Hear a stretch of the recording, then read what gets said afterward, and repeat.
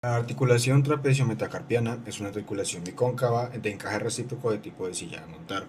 Esta posee ligamentos tanto palmares como dorsales que le brindan la propia estabilidad, siendo estos ligamentos oblicuo anterior y posterior, intermetacarpianos, anterior y posterior, y el ligamento dorsoradial, y más la propia fijación que se da por la cápsula articular.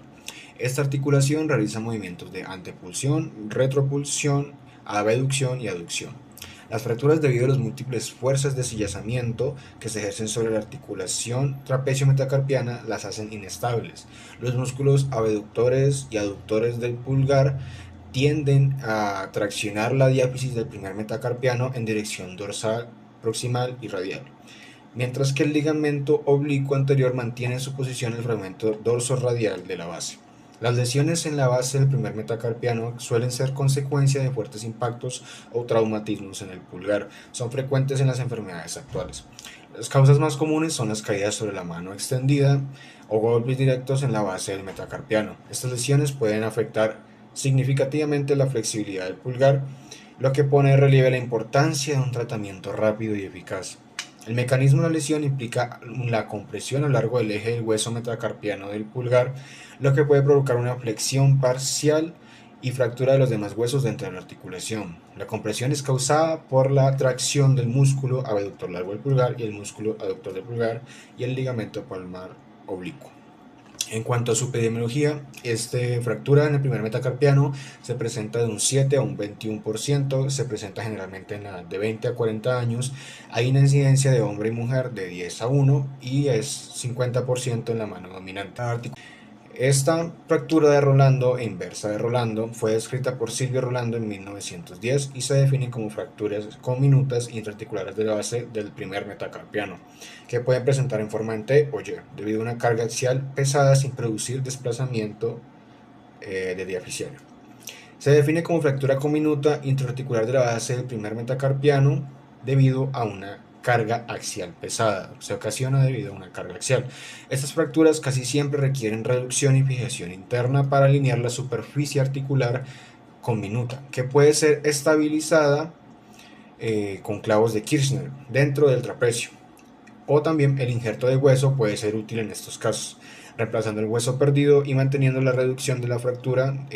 También puede ser usada una férula del pulgar durante 6 semanas. En esta diapositiva yo les voy a hablar sobre los signos, los síntomas y los factores de riesgo. Para empezar con los signos y los síntomas, tenemos deformidad visible si la fractura es desplazada, dolor e hinchazón, equimosis sobre la articulación metacarpiana del pulgar. Tenemos dolor a la palpación, calor sobre el área en fase aguda, agarre reducido y menor fuerza. Esto presentará sensibilidad y también inestabilidad de la articulación trapecio-metacarpiana. Esta, al no ser tratada, se ha asociado con peor pronóstico debido a su naturaleza conminuta. Se puede producir complicaciones como artrosis precoz debilitante de la articulación implicada y disminución de la fuerza en la oposición del pulgar y dolor crónico. Como factores de riesgo tenemos deportes de impacto, trabajos donde se requiera elementos pesados, caídas sobre la mano en flexión palmar, edad avanzada y accidentes. Bueno, hablando del tratamiento médico, primero se intenta la reducción cerrada y la fijación con agujas de Kirchner o fijador externo.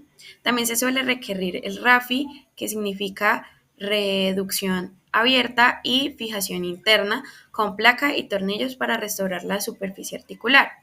También en la GOF, que recomienda ORIF con tornillos, y si fuera necesario el uso de injerto puede estar indicado cuando son fragmentos grandes.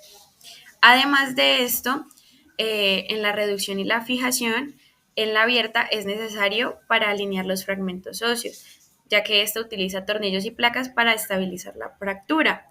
En la inmovilización, después de la cirugía, se coloca una férula o una espica de pulgar durante aproximadamente 6 semanas para mantener la estabilidad y permitir la curación.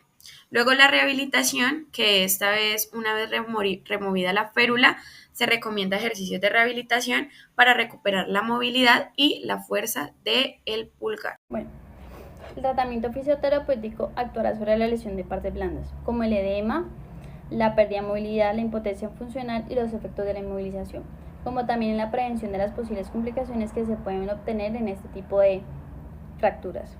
Los objetivos básicos del tratamiento son favorecer la consolidación, tratar la afectación de partes blandas, disminuir los efectos de inmovilización, evitar y prevenir las complicaciones que se podrían obtener. Por otro lado, también están los medios físicos que se utilizarán en este tipo de fracturas, como son irrigación, compresión, inmovilización y magnetoterapia. Bueno, en esta diapositiva hablaremos sobre la rehabilitación.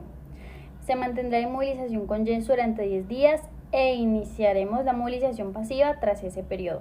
Por otro lado, la movilización activa, así como los ejercicios de fuerza y resistencia, se iniciarán de la cuarta y sexta semana tras la intervención quirúrgica, según la clínica y los signos de consolidación radiológicos en cada paciente, presentando unos resultados funcionales en cuanto a recuperación de fuerza y movilidad excelentes.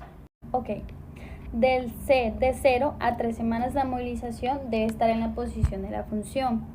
Se comienza movilización activa asistida como ejercicios de extensión y flexión a la tercera semana. Como elevar la mano también para controlar el edema es muy importante. De la tercera a la cuarta semana se suspende la inmovilización y se tendrá cuidado con los dedos por la ausencia del inmovilizador para evitar problemas futuros.